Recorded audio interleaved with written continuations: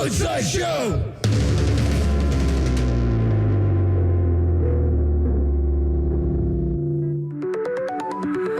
Welcome to Honestly Honesty, a female-led podcast with real, unfiltered conversations on creativity and life. We share inspiring stories, meaningful insights, and honest moments that celebrate both wins and setbacks. Today's guest is Lydia Froncek. She's a musician, singer, songwriter, and producer. She plays a ridiculous amount of instruments and sings in multiple languages. She started her first band with her twin sister Maddie when they were just 8.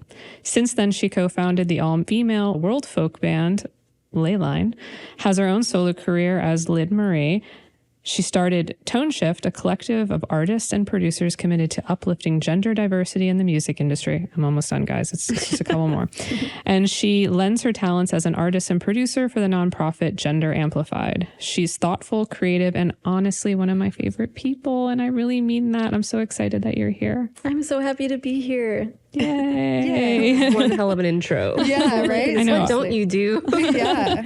I was saying it's my first time on a podcast, but I have made podcasts. I've just never been invited as a guest, and so this is a big deal for me. I don't know if that counts. I feel like you I have done think everything. it counts. Now you can add it to the list. Has been on a podcast and produced.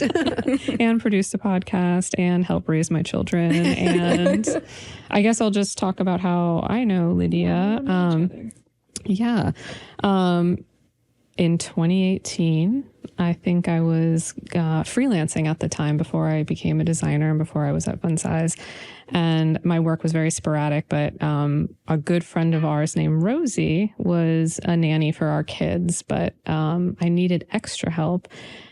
And Rosie said, I can ask my friend Lydia. And I actually just went back and looked at our text message from, I think, January, of 2018. Wait, really? Yeah, our very first We're not text sentimental message. here Yeah. at all. That's so cute. And you came into my life and you were amazing with my children. You are part of the family. Absolutely. And then we survived COVID together, so I really became part of the family. Yeah, and then COVID happened, and you and Madison were just... You were with us as our family during COVID. It was great. And I started working at Funsize during that time. So I really needed the help.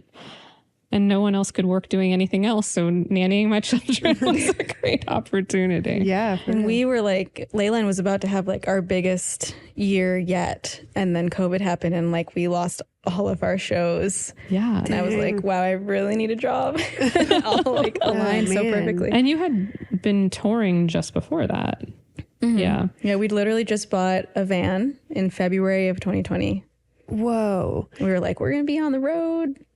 Dang. Okay, so that's crazy because when I saw y'all, I was like, how have I never heard of them? Also like living in Austin and stuff. So how did that go for y'all after that? Was it hard to recover? Well, it was kind of interesting. We've always booked our own tours, and we had a short spurt where we had a booking agent, but we were also just very on top of it. So the summer of 2021, when you saw that show, I think that was May, that was the kickoff to a summer tour. And we caught that little bit of COVID's over, before Omicron happened. Most of the other bands in Austin had booked tours for the fall, and those did not happen. But I think because we were kind of half booking it ourselves and we had help, we toured all over that summer, and we're not going anywhere. We don't care about COVID.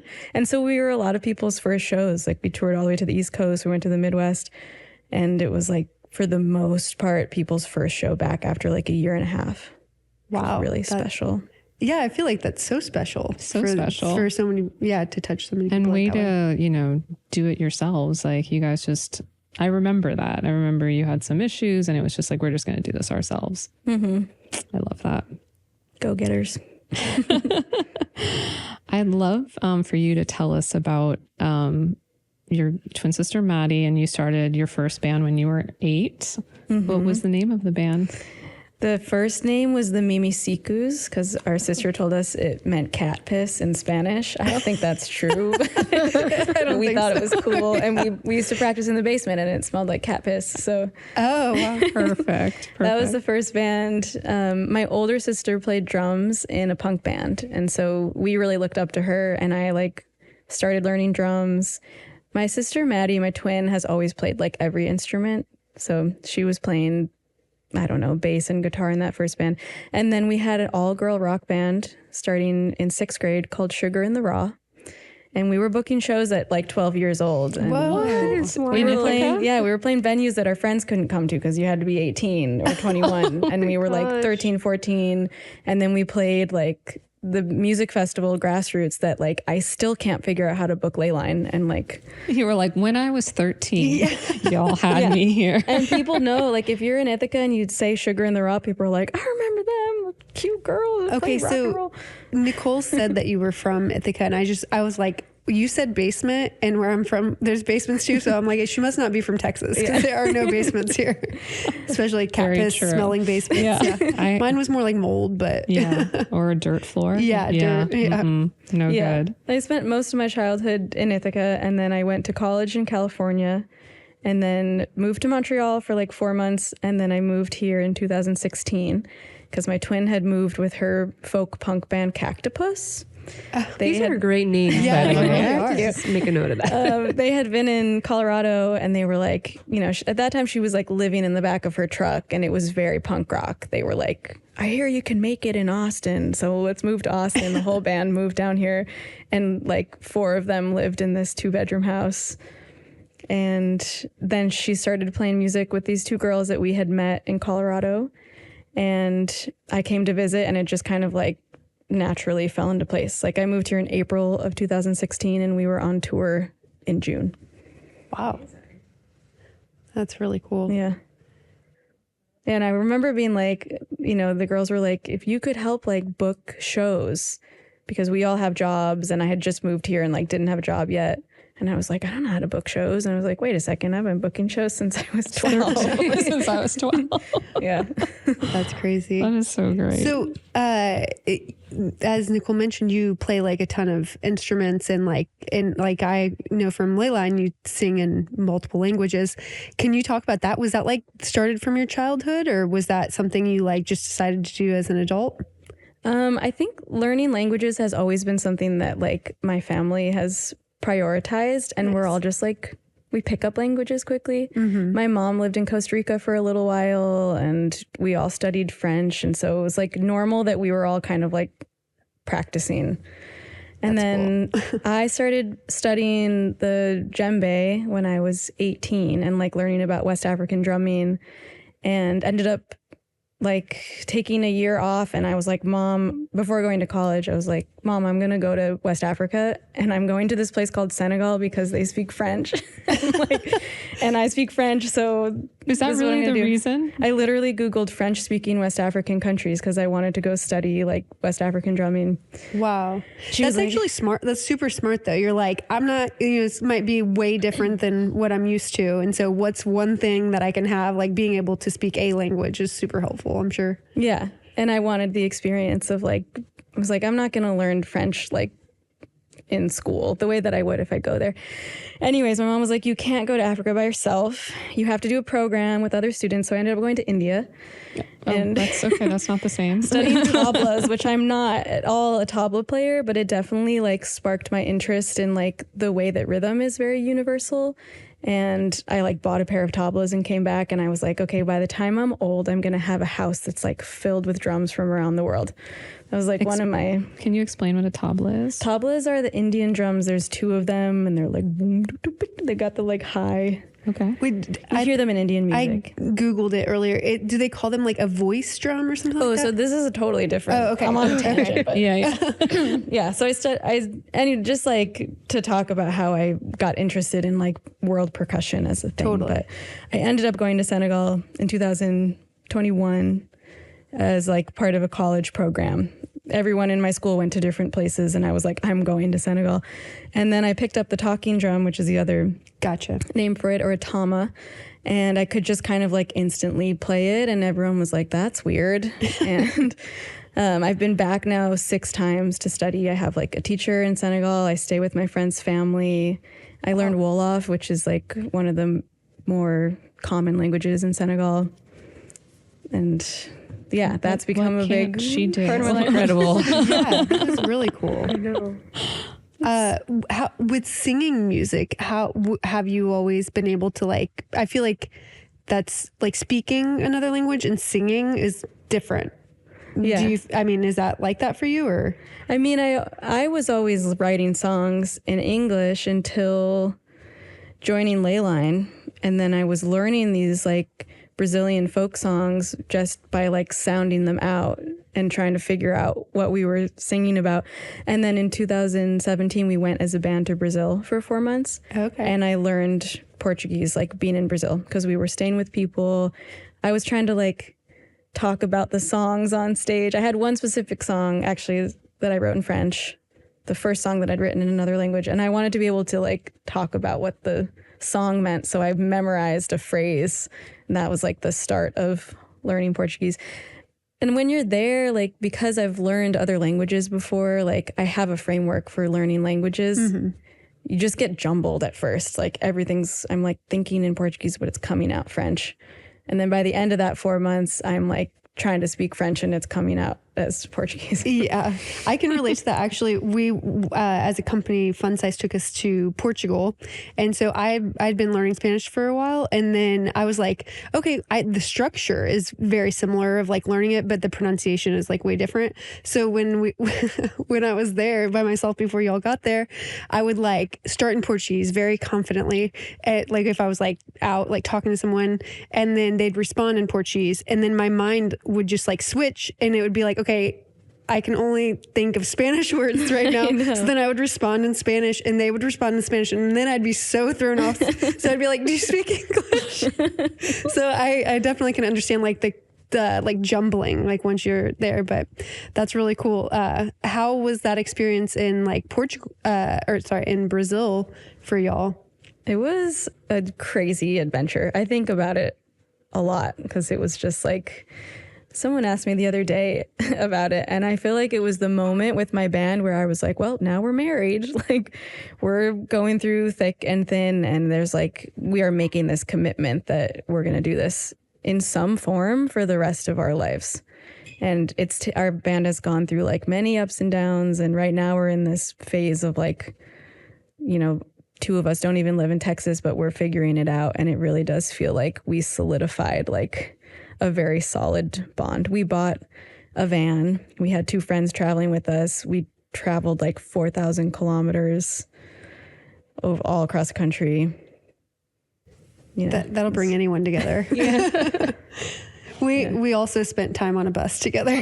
Really? But it was for like not 4,000 kilometers. Not 4,000 kilometers, no. It was like at times it felt like that.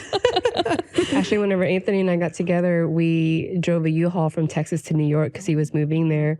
And we were like, it's like, I'm going to hop in this U-Haul with you. And if I leave here wanting to just like choke you out, then it's not going to work. But like, we made it. We're like, if we can spend 3 days in a U-Haul together, I mean, you're like you said, you're bonded in a way that it's just like, it's time to get married. Yeah, I was like, okay, we can get married now. That's good like advice with dating. If you're like wondering if you really like this person, go spend some time, a long period of time in a car on a road trip somewhere. On a road trip, yeah. I did that once. I was dating someone for like, we'd probably spent a total of 2 weeks together because I was in Montreal, he was in New York, and then we went to Guatemala and Mexico for 6 weeks. Oh, wow. And realized that it was not going to work. But like, we're committed to like getting through the trip. You know, my dad was like, that's smart. Go on the honeymoon before the marriage. Yeah, I really think so. That actually opposite with one of our coworkers. But it worked out. Wait. Can we tell the story? I think no, I don't think we want to tell the story. If you run into Tarika, she can tell it. But that is a good story. She didn't know her husband that well before, and they went on. She went to Mexico with him, and it worked out. So and now they're married and they have 2 children. So I think it works. Yeah. That just reminded me when we drove across the country in 2021 to go on our big national parks trip, myself and my husband and my 2 kids. We decided to make this like goal to drive the first day from Austin to the border of Colorado to Trinidad. And we're like, that's going to be our first stop. And I don't remember how many hours that is, more than 10 probably. And at like the 9-hour mark, I'm in the car with Taro and I'm talking and he looks at me or he doesn't even look at me because he's driving. He's like, everything you're saying right now is so annoying. And I was like, I'm going to choose to laugh about that. But I also just want you to know how messed up that is. And if I said that to you, how that would not fly. So yeah, the car thing is it's a challenge. Yeah. It's a big part of being in a band. You got to be able to spend time in a car together. I mean, you were saying you went through your ups and downs. Like there were, I don't want to like reveal things that you don't want to say, but like you had, you know what ended up, I think, bonding us through that was like we had these 2 people with us, like our friend that was driving and our friend that was filming. And after a while, like we kind of like banded together because it wasn't working with them anymore. Mm-hmm. And we had to like end that relationship. And that was really hard. But with the 2 other people. Yeah. Like we left them and the van in Brasilia. And then we took a plane to Recife, to like Bahia, and continued on with the tour. Because also there was just like no way we were going to drive that far. This is really, it's a big country. This is really far. It's like more than Texas. Wow. Yeah. But I think that kind of helped in a way because like we had to come together and like figure out this situation and like we couldn't be mad at each other because we were mad at them.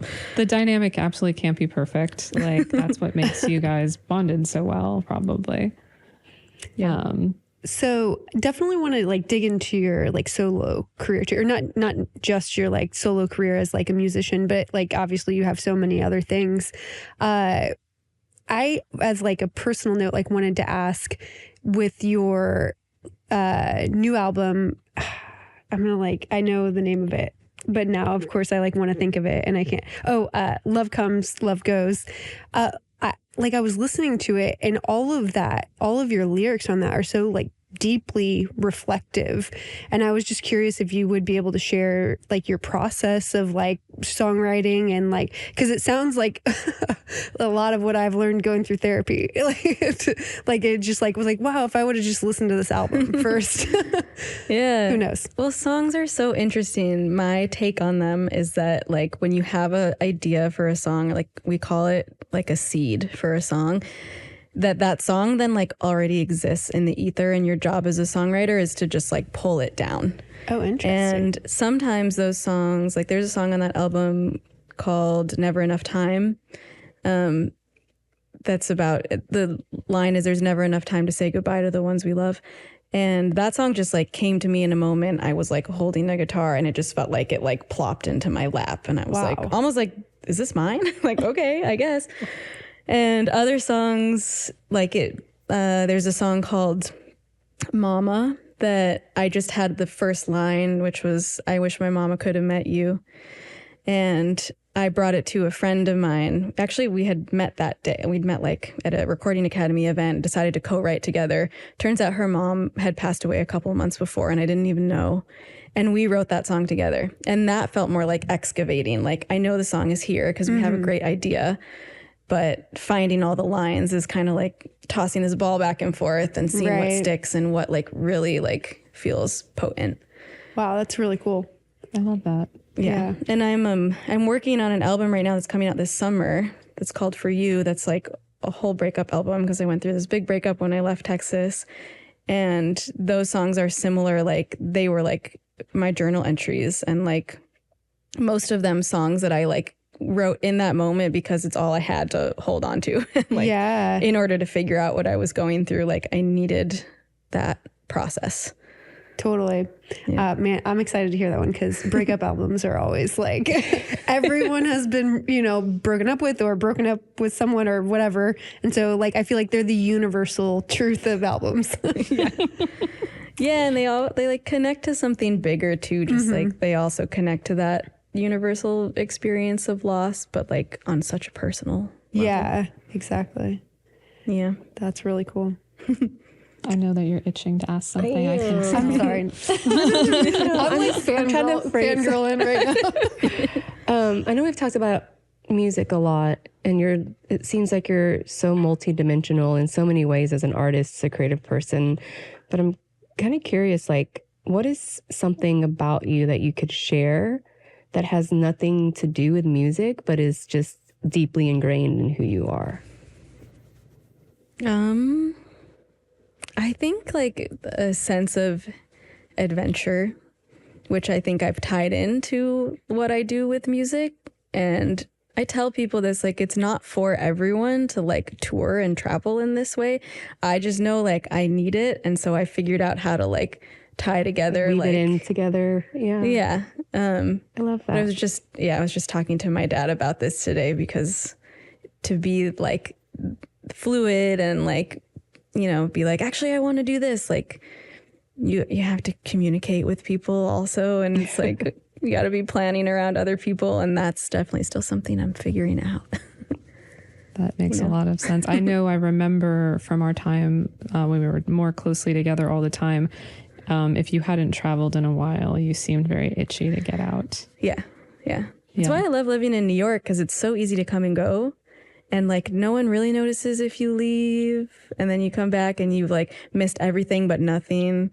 And I've been leaving like once a month, and it's like pretty nice. It's working out for me. What is a bucket list destination for you? Wow, so many places. The first thing that comes to mind is Alaska. I've wanted to go to Alaska since I was 5 years old, which like I don't even know how I knew about Alaska when I was that young, but we took a cruise to my husband and I and our son took a cruise to Alaska, and it was I didn't know what to expect. You know, like Alaska just seems like such a distant, faraway place, especially growing up in Texas. But we went there and it was like glaciers and like birds, and I just don't know. It was beautiful. Did you guys? It feels like another planet somehow. It does. Like it's like, or like a different country or something, somewhere far away. It used to be a different country. It used to be part of Russia. You feel far away. Yeah. There were bald eagles everywhere, and we were talking to someone, and they were like, "Oh yeah, those are like our pigeons. Like they're just all over the place. Can't get rid of them." And like there's like these majestic bald eagles. Mm-hmm. Wow. That's wild. Did you guys actually get off the boat and spend time on land? We did, yeah. And was that like in Anchorage or some other place? We stopped in Juneau, and then another little small town, Ketchewan or something like that. You know, my aunt and uncle live in Alaska. Really? Should we just go? Yeah. Take the girls. Oh my God. Oh, that would be awesome. The plane tickets, though, it's expensive to take 4 people. Yeah. Okay, let's leave them with Tara. Okay, adults only. Girls trip, cute. I feel like there's a side or an adjacent question to that, which we usually ask our guests. And Yeah. I don't know if one of you want to ask it, or Natalie. Well, our through line, you can ask Stanley. Okay. No, for Okay, so our through line that we want to ask all of the creatives that we bring on is, where do you find inspiration outside of like your career or like your daily life? It is very, which we very know will be similar. very difficult, since it seems like you do everything. Well, and I have this thing where I like try and tie everything together. Like I'm always trying to figure out how the things come together. Maybe it's just part of how my brain works, but I got really into sewing. I've actually been making clothes my whole life, but I ended up taking like sewing classes at Austin Community College, which I'm going to plug Austin Community College. There's like some really amazing programs, and it's really affordable. Shout out ACC. Yeah. You can be a sponsor of our podcast if you'd like. Yeah, I was like taking pattern making classes because I'll often like buy something at the thrift store and try and adjust it. And I just got like so into it. And I've made, I actually made my outfit that I wore at the Paramount. Oh, that was the first thing I that made. is so rad. And that's when I realized I needed to take pattern making classes, because I bought a pattern and I was like, this doesn't fit me. And I want to be able to make something that's like tailored to me.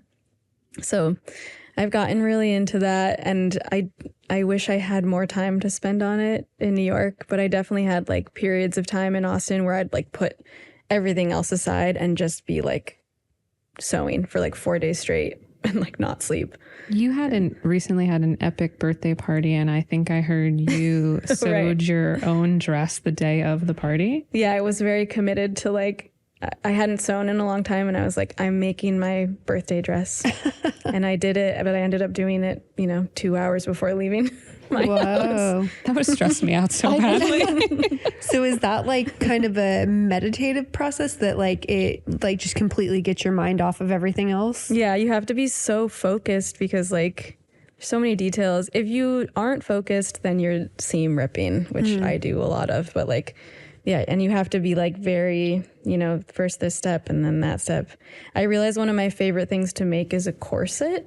Oh, because nice. it's like there's just a lot of steps to it. And it's like, you have to do this, to do that, to do that. And there's all these different, you're not just doing the same thing the whole time, which I like. And I just love fabric. I'm very like tactile. And one of the things that I will do when I'm like stressed out is I go to the thrift store and I just like touch clothes and I pick things out and then I don't buy anything. I put everything back. Sometimes I buy things. Sometimes you have to buy things. Yeah. But I love that. But just like touching fabrics, I've realized over the years is like something that really like calms my anxiety down.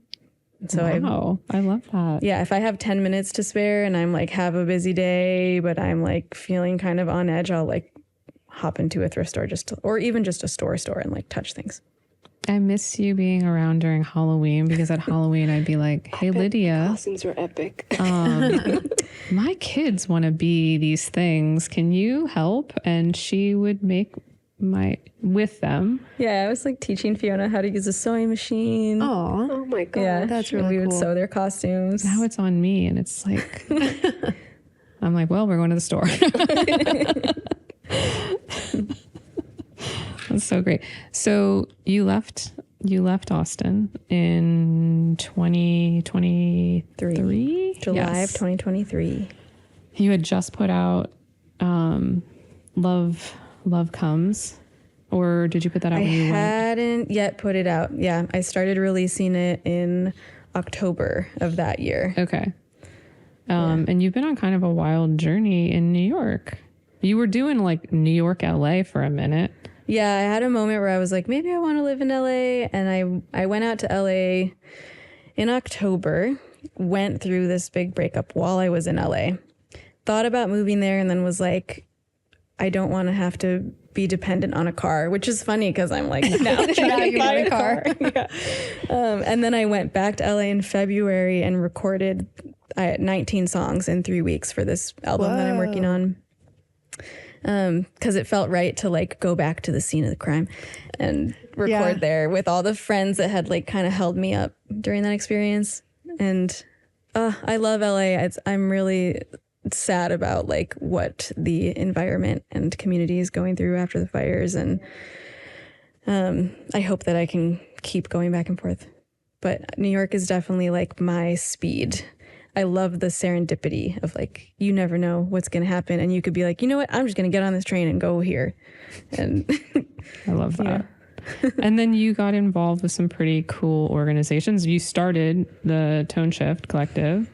How did that come about? So I first started going to New York in 2022 to be part of Gender Amplified, which is a nonprofit that does these writing and production camps for women and gender expansive producers.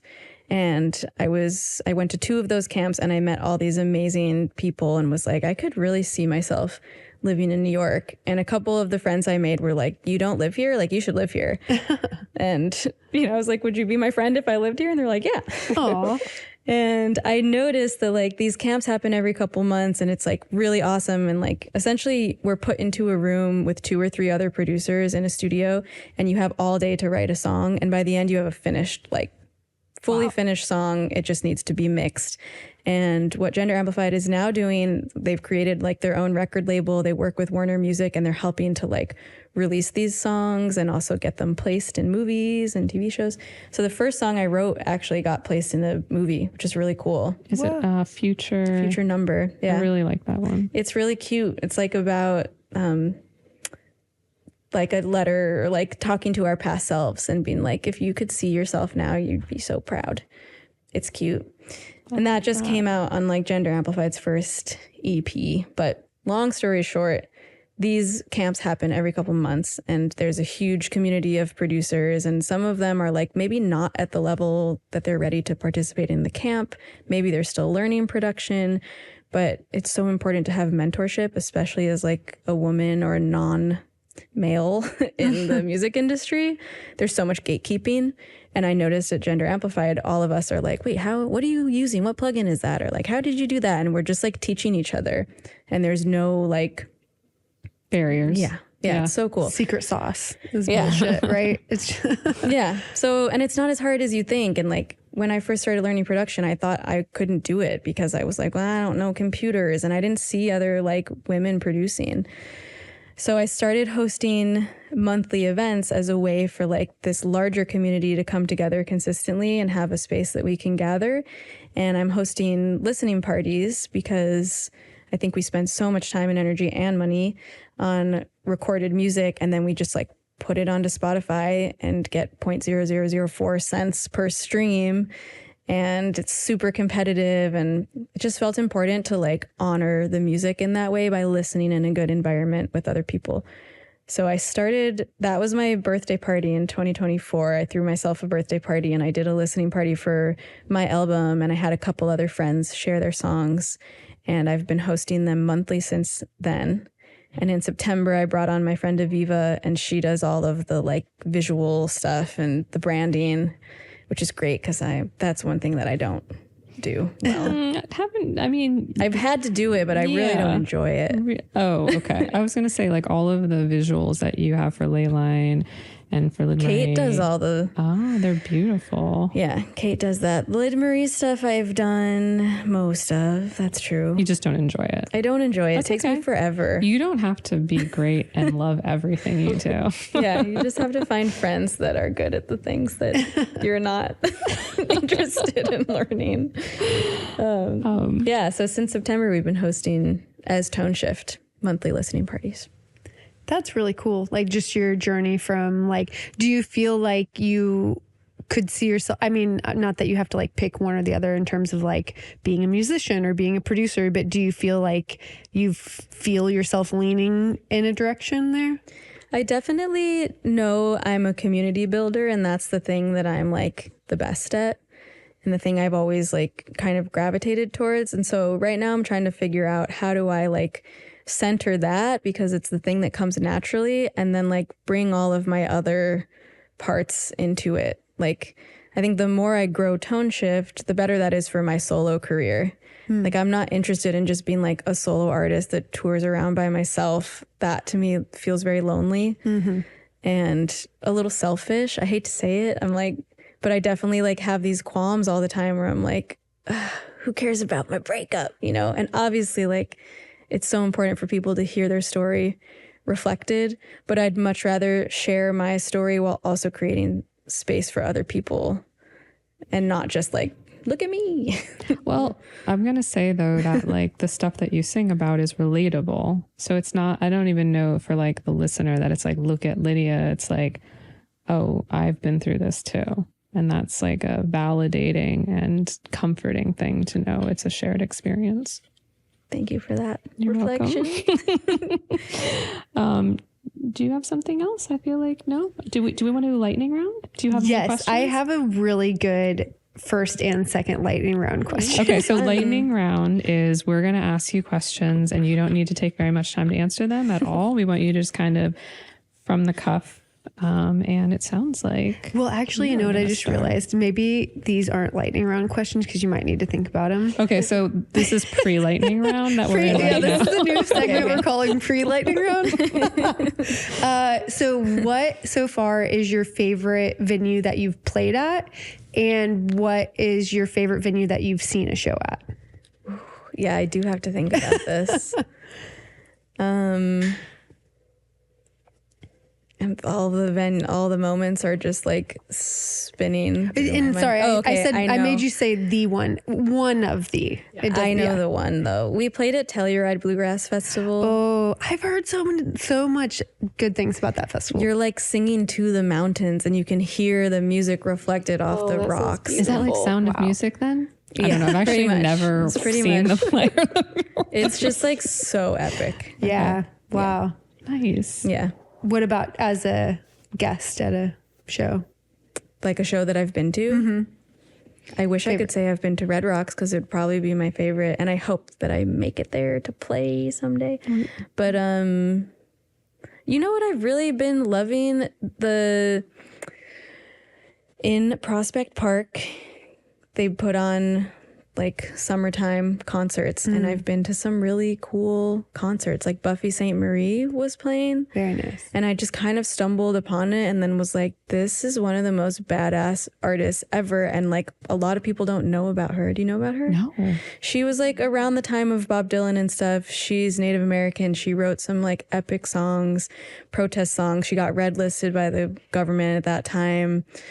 I can't remember what the famous song is, but it got bought and like played by someone else, and you know, she got totally gypped, but she was amazing. And I was like, this is just free and happening right now. Amazing. Yeah. They have a band shell there, don't they? Mm-hmm. Or they do. Mm-hmm.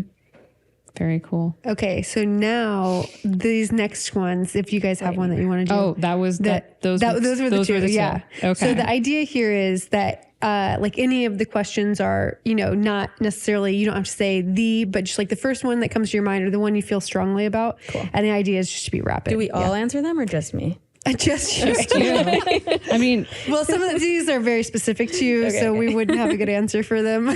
If you had to turn it around and ask one of us, though, we might answer. Yeah, there you go. If you want to know our answers, you can ask us. Did you want to go first then? Yeah, what's your favorite karaoke song?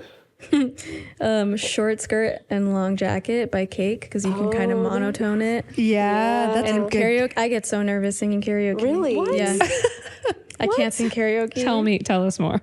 I can't. It's like so hard. It always sounds bad. There's no reverb. It's hard. There's nothing more that I would rather not do. Is that the way you say it? I am not a fan. Yeah. And I feel like the only people who want to do karaoke are people who are secretly good at singing. Well, I'm not secretly good at singing, and I have a problem with karaoke. I've been like kicked. They're like, please stop coming up. Like, you get cut off. Yeah, I've gotten cut off a couple times. All right. What's a song you secretly love but would never put on a playlist? Wow, that's so hard. Okay, first thing that comes to mind is like any old Taylor Swift song, because I grew up with her, you know? Mm-hmm. Right. Our song is a slamming screen door, sneaking out late, tapping on your window. I know every word to every song off of that first album. Yeah. Yeah. That's good. That's good. Don't tell anyone. Yeah. Just kidding. Now everyone knows. It's out to the world now. What's your favorite instrument to play? The talking drum. It just comes so naturally to me, and it's so fun. And a lot of the other instruments I play, I feel like I'm still a beginner, even though I know I'm like fine at them. But more than fine. Yeah, this drum is just so fun because it can just fit in any situation, and people are always like, "What's that?" It's very exciting. I love that. I love that. You want to go next? Yeah, I think I have one. What's bringing you joy right now? Being in Austin for spring and being with my band. I really miss just spending time with the Leyline girls. The shows are fun too, but our first practice, we just hung out and talked. And we're like, this is practice. Yeah. Getting the vibes back together. Yeah. I love that. Most prized possession?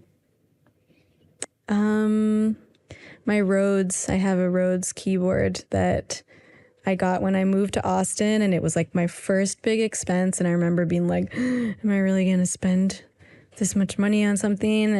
And it was my mom passed away when I was 19. So this was money that was left to me that I spent on this roads. And I remember my friend was like, well, just imagine, like, would your mom be happy knowing that, like, you're playing this instrument and writing songs? And I was like, yeah. So it just feels like this connection to her in that way. I love that. That's really beautiful. We have a few more. Yeah, I know this is fun. Okay, so what's your favorite language to sing in besides your native language? I love singing in Portuguese. It's really such a You guys sound so good singing in Portuguese. It's so fun. What's your first concert? Cake, actually. Oh. Tie back to the karaoke. All right. Well, no, wait, that's not true. Bela Fleck and the Flecktones. But Cake is the first one that I remember. My mom took us to a Cake concert at like a college in Ohio. And we were like 7. And Is that because she was a fan? because we were fans. Oh, and my this is God. where they were playing. And so she was like, we're going to the show like on this college campus. Wow. I love that. Yeah. I love that. Any irrational fears? Oh, yeah, definitely. Being tipped over in a porta potty. Oh my god. Oh my gosh. I know they're probably stable, but like, No, I feel that. I saw that movie Monster, and I'm like, every time I get in one, I think about that. It's I think your fear terrifying. just became my fear. I I've never thought about that. Literally, I was thinking the same thing. I've never thought that was a possibility. don't think about it. No one's getting in a Or just porta avoid potty. porta potties at all costs. Yeah, I do try to do I that. try to anyway. All right, sorry, one more because this one is good. If you had a theme song that played every time you walked into a room, what would it be? Oh, this is so silly, but you said the first thing that came to my mind, and I've been like, I was just practicing one of my own songs. That's okay. And there's a song that starts, "Tell all of your friends I've been a bitch," which is like a terrible theme song, but it's kind of funny. No, I love that. Yeah. It's got sass. I like it. Sorry, we got to do one more. Okay. Yeah. So, if you could collaborate with anyone, living or dead, who would you pick to collaborate with? Sade, Ooh. Wow. my favorite artist of all time. Didn't even think on that one. It was just like out the mouth. It's good.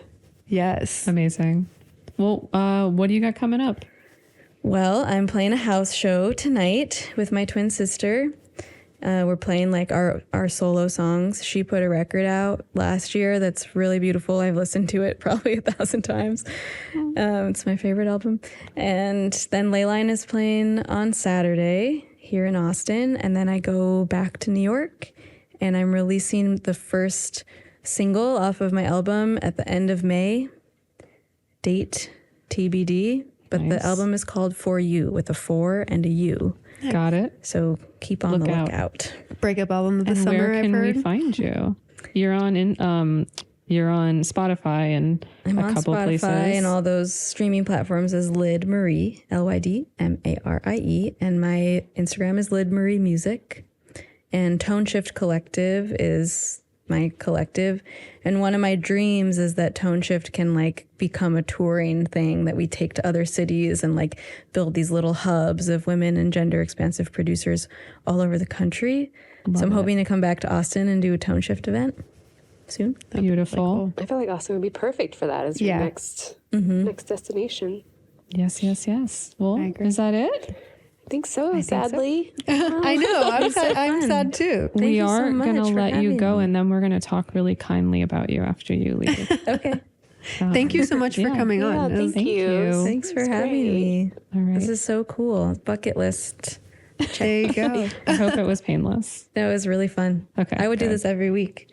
I think we would too. Yeah. Honestly. Yeah, honestly. Honesty. Honesty.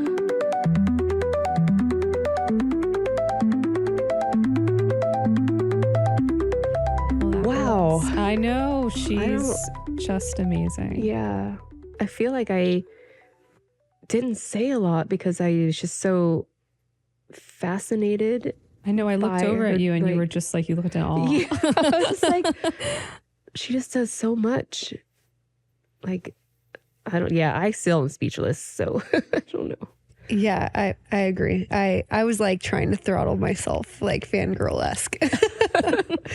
And yeah, sorry if I like bulldozed the conversation. I was just like, yeah, no, not at all. That's great. I mean, I just felt like too, like, I mean, it's kind of crazy. This is just our second guest. And like, I felt like hearing her story and like, it's very unique, like compared to like our first guest too, right? Like just completely different stories, but in obviously the same like creative realm.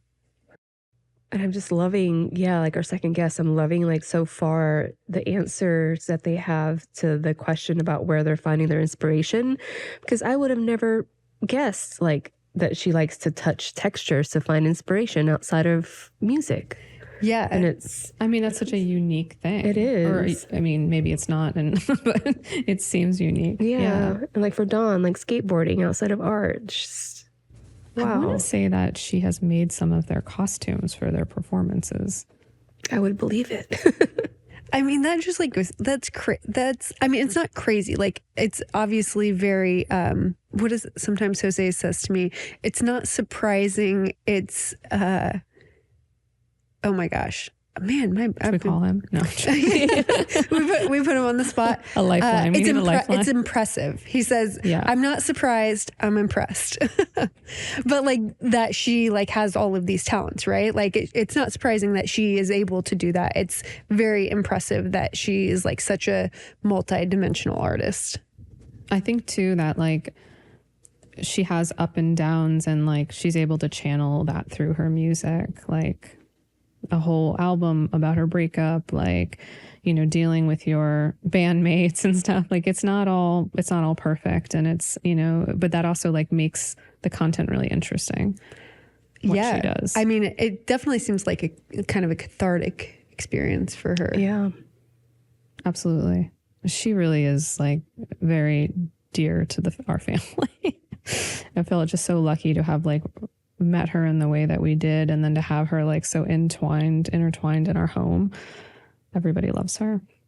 And like what a good kind of just like person to have influenced your daughters. Yeah, Oh my exactly. Gosh. Yes. And actually what's so crazy is that, okay, so the woman who introduced us is named Rosie. Rosie is also an incredibly unique, amazing human being. And her and Lydia both grew up in Ithaca. And then I met Madison, who's also a friend of theirs, who also so now all three of these women have spent time with my children, watching them, helping raise them. And then on time, sometimes the rest of Leyline, the band, I think maybe all have watched my child. Oh, wow. Like I remember one day, I think Lydia had them and she took them to a party at like somebody's house. She's like, yeah, we're hanging out in the sauna. And then like I met these people like months later. They're like, oh yeah, your kids came to our house for a party. And I'm like, what? It's just it's so not traditional. And like, but the experiences and like the way, the kindness that all of those women have, and like, the interest in like wanting to like share their creative side with my children is like, I don't know. It's like there's no number you could put on that, Mm-hmm. Yeah. Like she mentioned, like showing them how to sew too, like that, and I feel like stuff like that, when you're a kid, I don't know if y'all can relate, but a lot of stuff when I was like taught by someone when I was a kid, like especially in the creative realm, like not all of it stuck in that moment. Like, but now as an adult that I'm like having this space to like go back and explore it, I'm like, wow, this is really fun, Yeah. I don't know if y'all can relate to that at all. Yeah, absolutely. What is that? What did you do that made you feel that way? Like, what was it? Recently I did a workshop that I made we did paper mache masks, and I don't remember like how many times my grandma and I did that as a kid, but I do remember doing paper mache with her. And I just was like, oh my gosh, this is so, and like also the like tactile, like making things that are like very physical like that. So I'm going to make Gijo, my nephew, a piñata for his birthday, like through. Oh, that's so fun. Yeah, I love it that. was really, but yeah, that was the experience I had recently. She's great. Yeah. Yeah. I'm not super like woo woo or anything, but I sometimes like when I hear stories about like how people met in the way that you two did, it makes you start to wonder like all the relationships that we have in our lives and how we came across each other. Like, was it meant to be that way? You know, like how like it was so serendipitous and like I don't know. Like I feel like there's something there. Yeah. And I also think like the way in which it manifested, like, I mean, I was hiring her to nanny my children in a time of need but like what grew from that is like something that, I don't know, might not have happened had I just like met her on the street or at a party or whatever. And those types of like adult relationships and friendships just mean so much more the older you get, you know, to have. Yeah. Come across these people in the ways that you did and then how much they mean to you and your family now. It's just, yeah. When she told me she was moving to New York, I was like, okay, I want this for you, but also I'm so sad. But selfishly, don't go. But don't. I was like, New York, no. It's like been there. You should. Yeah, I've done that. You're good. You don't need to do it. Nicole can't even talk shit about it. She's like, you're right. It is good. Everybody should live there. Yeah.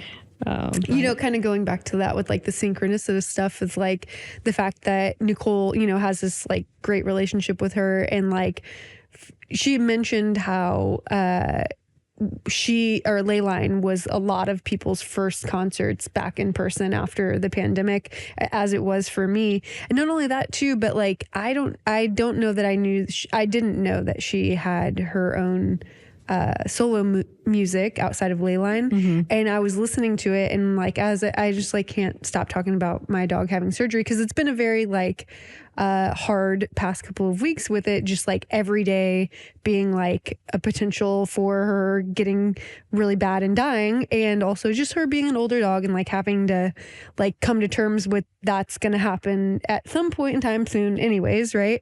I know that you both can like relate to that experience. But that thing, like her song that she mentioned on her album, Never Enough Time, is kind of about that. And like I have had this experience lately where it's like I've had experiences in my life where I've lost someone very quickly, like it was, you know, like overnight things. And I was speaking to my husband about like, you know, what's better, like having this time and then seeing like having to deal with like the slow decline, or like, you know, never have had it, never, at all. You know, not getting to say goodbye, but also like they're not in pain or, you know, things like that. So sorry to get like, I'm not sorry, but like getting deep here. That being said though, like her music, like I'm like, I feel like this is my life experience that she like wrote about. It's kind of synchronicitous and crazy that I'm in this exact moment that I was listening to it. I love that. And what a small world it is that like you saw her like after the pandemic, and then she has a relationship with Nicole. Like sometimes the world just feels so small. Yeah, I agree. Absolutely. Well, I feel like it's like this is like building so much momentum with this. It's like getting more exciting. I feel like we need to plug, if you feel like you'd like to be on the show, we would love to have you as a creative. As you can tell, we're like branching out. There's not necessarily like one specific type of creative we're looking for. We just want to hear your story, your honest story. Ask you some questions. Honest questions. Honesty. Yeah, if you want to reach out, howdy@funsize.co. And we'd love to hear from you. Yeah, we're lining up our next guest. Can't say much about it because it's still a little in the works, but it's going to keep this going, y'all. Yeah. This is awesome. Thanks for listening. Bye.